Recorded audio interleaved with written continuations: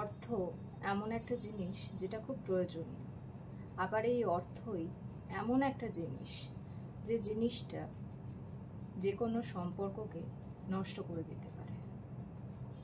কথাটা কি ভুল বললাম? মনে হয় না। আমরা দেখে থাকি এই জিনিসটা, যে অর্থ প্রত্যেকটা পদে পদে প্রত্যেকটা মানুষের জীবনে একটা খুব বড় অংশ। অর্থ ছাড়া কেউ কোথাও কিছু দেবে না, এটা ঠিক কথা।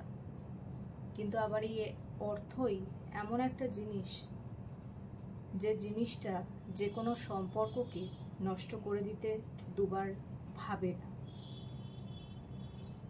ধরুন আপনার পরিবারের মধ্যে আপনি কারোর কাছ থেকে ধার নিয়েছেন এবং সেটা সময় মতো দিতে পারলেন না। আস্তে আস্তে সেখানে একটা মান অভিমানের জায়গা সৃষ্টি হয়, আর সেখান থেকেই সেই জায়গাটা একটা খুব বড় রূপ নিয়ে নেয়।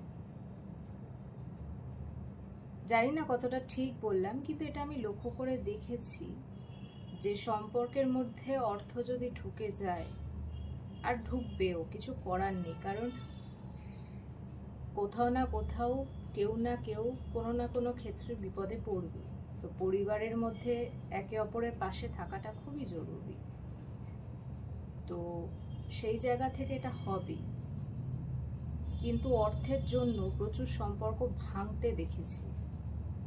তো সেই জন্য একটা কথা বলবো,